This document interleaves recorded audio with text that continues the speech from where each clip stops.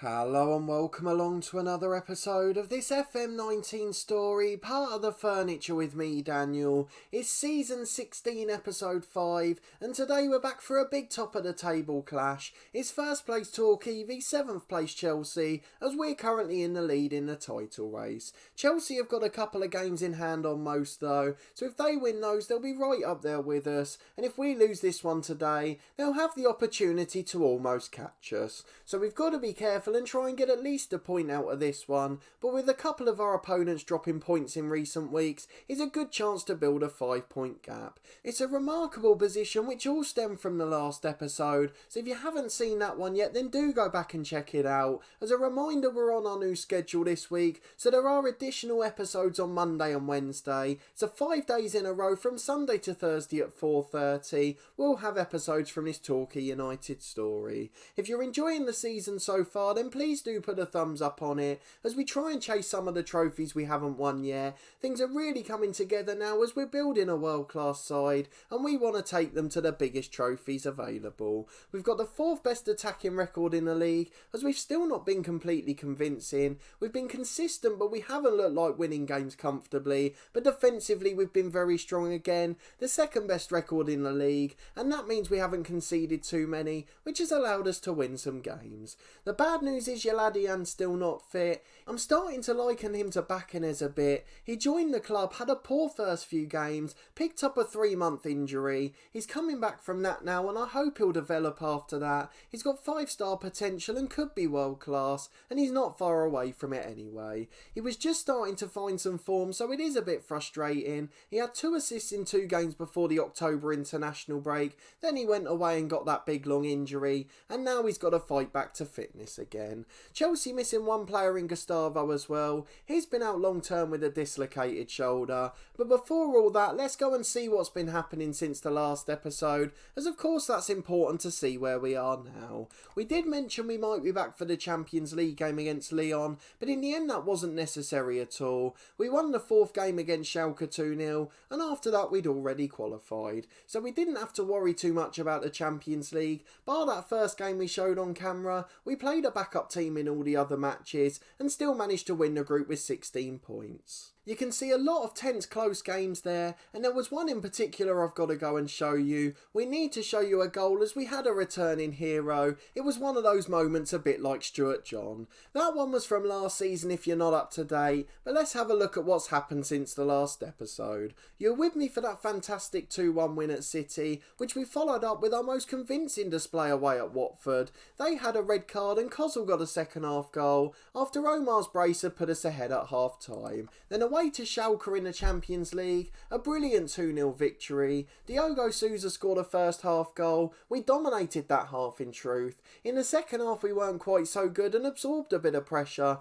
but Ray Probert turned up with a 91st minute goal. Then at home to Burnley in the Premier League, a 1-0 win courtesy of Dimitri Lapin. Again it was a backs against the wall performance as Burnley gave us a scare late on. Then one of our best performances came at home to Tottenham. We just about outplayed them, particularly in the second half. Omar and Sousa again with the goals, as Sousa looked brilliant deputising for Yaladian. He wanted to prove that it was his place to take back, but it looks like the Uruguayan will still get his chance. Then away to Lyon in the Champions League, we wrapped up first place in the group. Again second half goals as we proved superior in terms of fitness. Ramos and Silla with the goals on this occasion, with another comfortable 2-0 win in the bag.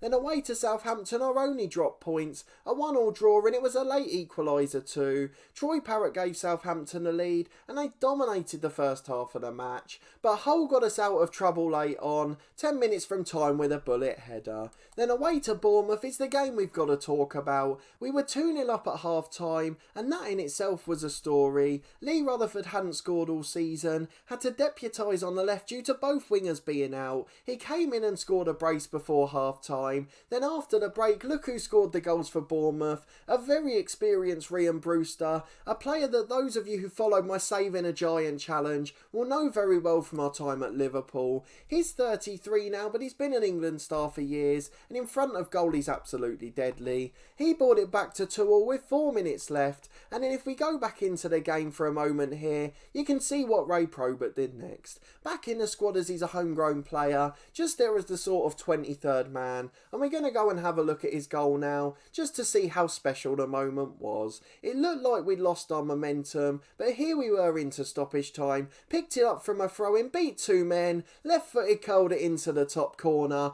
Ray Probert the hero, another homegrown star, and even though he's not going to be a first teamer, that moment will live long in the memory. It could yet win us the title this season, as it kept us on top of the Premier League. Then a 3-0 win followed at home to Villa. Omar Holm a race with the goals, a really comfortable performance, but then 2 tight nervy games followed that. Firstly at home to Copenhagen, Tariq Opoku with a goal just after the break as we gave Stuart John a run out in that one. And then away to Everton, Diogo Sousa again as we had to hold on with the 11 on the pitch. It was a really tense game, but we just got over the line, and that leaves us in good form coming into the Chelsea game. So we're not expecting a big comfortable win. We've certainly not been as fluent in front of goal as last year, but we're starting to look like a really well-oiled machine, and hopefully we'll be able to get at least a point to keep our gap a minimum of 3 points. We've got a relatively friendly draw in the third round of the FA Cup, League One Bolton at home, so another chance for some of our backup players to play after 2 tough Premier League games over Christmas. We've got another couple within a week after that cup tie, as the January schedule's a little tight, so we've got to be careful to rest players when needed, as we've already had a couple of warnings.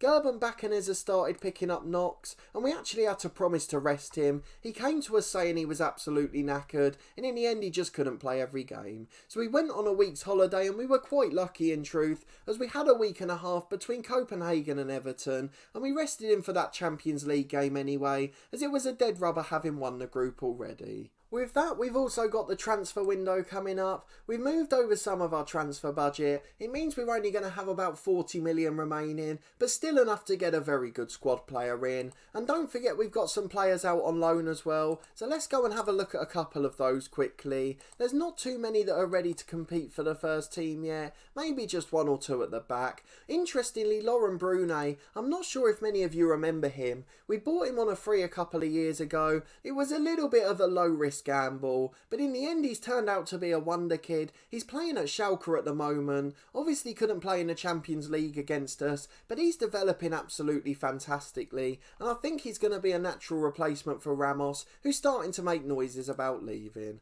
But for a player we got as a free agent 2 years ago, it could work out to be a brilliant bit of business. Then after that we've also got Fitzroy Nethersole. He's a 17-year-old centre-half, and his potential's gone up to 4-star now, as he's really starting to develop off the pitch. He's also a really quick centre-half too, and we're helping out Berry, who I'm sure aren't in the same trouble in game as they are in real life at the moment, but he's been a fantastic developer, and I think he's going to be a good player moving forward. And then also we've got David Montano, a decent goalkeeper to come back if need be. And then finally Nicolas Ruiz Diaz, a player we signed on the cheap last year, 825,000 for him, and he's playing at Leicester and doing really well, looking completely comfortable at Championship level. So we have got options if we need them. The likes of Alan Wood and Darren Palmer aren't far behind, and Palmer, don't forget, is homegrown at the club, something that could be vital moving forward. But he keeps scoring at 1 in 2 at Championship level, and that's something we can't ignore long term. But into the game against Chelsea, the transfer window will of course feature in the next episode, but we've got to make sure we're at the top of the table still, to make sure we're an attractive prospect for players. One player who won't be joining us in that window is former Lone Star Julian. He's the reason we got European football to start with, but he's gone to Atletico Madrid for 82 million. It was after the Premier League window shut in the summer. They accepted a massive bid for him, and they're paying him over 200 grand a week, an option we just just don't have. So he's another big club in the big leagues for him, after playing for Real Madrid City and us of course, and he's also played for Real Madrid B, and now he's playing for the rivals Atletico. But 6 goals in 11 games for him, and he's starting to show his class. But back to this game, 2 teams in excellent form. We're slight favourites, but it's going to be very close, though luckily we're almost at full strength, so it makes things a little bit easier for selection. We've got Stojanovic in goal as always. Talasise continues at right back.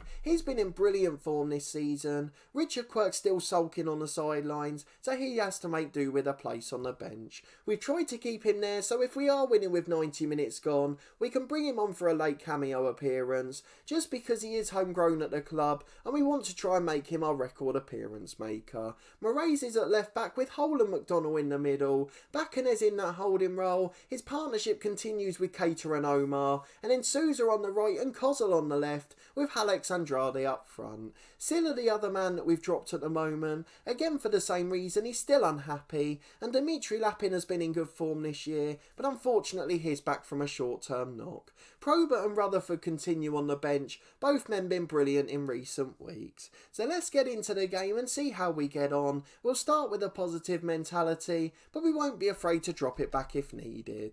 It's a 4-1-4-1 for Chelsea, and there's some brilliant players in that side. We obviously played against them in the Super Cup final, where they just pipped us to the post on that occasion, and a lot of these players were stars in that side, so we know it's going to be a very difficult game. We're going to tell the lads to go and prove a point. Stuart Jelling's not often wrong, and 8 or 9 of them are motivated there. They haven't conceded a goal for a while apparently, and Boubacar Silla's back from a knock too. He's not going to be in the team anyway though. Daniel Kozil getting a rare run. It's Omar in the centre circle who gets it wide to the right. The highlight ends pretty early on. No early chances, though we've got a long throw now. Talasise long into the Chelsea area. It's headed away as far as Kozil. Cisse into the back stick again. It's gone in. Sousa with the header over the left back. The winger has scored 2 or 3 good headers now. It just bobbled into the bottom corner. The keeper very slow getting down. And Diogo Sousa, what's his heading rating? 8 for heading, 8 for jumping. He's only 5'10", but he's starting to turn into Tim Cahill for us, scoring goals galore at the back stick. Stojanovic with a brilliant save at the other end. Cordellini fired in a shot from 20 yards. Brilliant strong hand down to his right hand side, and the corner's been tipped over as well. Our keeper's keeping us in the game, while Chelsea's keeper's gifting us the lead. A lot of keepers in that sentence, as McDonald wins the header in the box. Out as far as Green on the right hand side. He beats a man to the byline. Keita does well to follow him all the way though, and deflects the cross away and then clears it long. It's Omar at the other end with a corner himself, into the box, and Sousa's had it cleared off the line. A free kick's given as we were offside from the rebound, but another great chance from a set piece. It's even Stevens in terms of chances after a quarter, but we lead 1-0 thanks to Sousa's early goal. However, we have got a Chelsea free kick to defend here, as we go and put some assistant advice on. So we missed the shot, but it was straight at the keeper, and we survive after half an hour. It's exactly what we wanted to see. It's been a really quiet half since. A perfectly timed sliding challenge from Omar is the last line of commentary of the half, and we're back with the score at 1-0, so we can go and give the lads a team talk. A really dull game, but no complaints at all. We'd be delighted not to see another highlight. It's Chelsea to kick off in the second half. Let's hope they don't create a chance immediately. It's Cordellini in the middle. The man who's probably had the best chance for Chelsea. He gets it wide to Hilton, the right back, and down the line to Alfredo. His cross is blocked and it's behind for a corner, and we've got some defending to do early on. Let's not ruin our hard work after the break, as the corner comes in an outswinger. Kozil does well to win a header, and it's away to Hayward on the left. It's deflected behind for another corner though, and it's an onslaught of pressure from Chelsea to start the half. An in-swinging delivery again. This time it's into the front post, Moraes away as far as Keita, and the highlight ends with a score still 1-0, but Chelsea starting to get on top. Just 20 minutes to go and things seems to have calmed down since that early half onslaught. Chelsea seem to be struggling to create chances, and we've now got a corner with Omar. Plays a 1-2 with Souza. Baccanes loses out and is headed away, but Souza recycles it again. He finds McDonnell, who was on his way back, who plays it to his centre-half partner. Back to Kozil on halfway. Great through ball for Moraes. He's beaten the fullback there and he's not headed away properly. Omar tees it up for the unmarked Souza and he completes a brace from 8 yards. A strong right-footed finish beats the keeper at the near post, and with 15 to go we lead 2-0 and we're going to make a couple of changes. Maddie Cater's nervous and not had the best game, so Lapin makes his comeback from injury. Should manage 15 minutes pretty comfortably, and I'm sure it'll aid his comeback. Kozil's going to be replaced on the left by Silla. He's coming back to fitness too. And then Rutherford on up front for Andrade, who's really not had a great game. Not had the best of service to be fair, but it doesn't matter as long as someone's scoring. 10 to go and we lead 2-0, and as it stands we're going 5 points clear at the top. Just a minute to go, there's been barely any highlights in this game. It suggests that we're doing a really professional job, so we're just going to drop our tempo slightly. Time waste a little bit of the time. I'm not feeling so nervous in this one, but we know what the away side are capable of. They've beaten us once already in a cup final, so we've got to be careful on the big stage. Stojanovic makes a save from a deflected shot, the first action he's really been called into this half. Chelsea have probably had slightly more chances, but not been worthy of being seen on camera. They've got it at the back here again though. Long downfield and McDonnell heads away, though Beachy nicks it from Moraes. He's charging down the right hand side. Into the box and Hull wins the header. Falls for Cordellini and he goes backwards, though he's got it back from the 1-2. It's a long range effort but it's gone well wide and we comfortably see out the highlight. And now there's just 30 seconds left as Chelsea have a throw in at left back. Casca goes in to Cordellini. Out to Green on the left wing. He cuts inside to Martinez. He charges at the defence. It's a really good run, but Baccanes fights hard to win it back. He's absolutely knackered again there, the lad, so Raphael may have to play against Borough. Beachy's got in down the right hand side, but that's only because he was offside by a couple of yards, and Stojanovic has the free kicking goal, but the full-time whistle goes before he takes it. What a performance again. Against City in the last episode we were sublime, against Tottenham at home we were similarly assured, and we are performing well against the big sides at home, and it seems to be our recipe for success at the moment. Certainly not looking convincing and creating hundreds of chances, but we look really comfortable at the back, and I'm starting to be really impressed by this side. The lads are all delighted as we tell them they've done well, and let's go and see what the media have said. But cherish that moment, the league table there, 5 points clear with half the season gone. We've played everyone once in the Premier League, and we are 5 points clear of any other team. Think of the wages and the transfer budget some of those teams have. I know we've been spending bigger in recent years, but those guys have all still been dwarfing us. We've got 12 points clear on Chelsea and United now, and you're starting to think Champions League football's almost certain. After experiencing it this year for the first ever time, it's certainly something we don't want to miss out on. So another brilliant performance and we're overjoyed with the result. The rearguard action is the key part, and that's what we've been saying all season. The last 2 years we've been defensively consistent, and it's made such a difference to our performances on the pitch. We've not really scored quite so many goals, and it's despite having more attacking fullbacks and more attacking central midfield duties. We've just got a better shape and a couple of world-class defenders, and it's really worked out in these big games. We're going to tell Souza he was brilliant in front of goal, the key man again, and I'll tell you what, we've spent 88 million on a right winger, and Diogo Souza seems like he wants to stay. He's not going to be displaced at the moment.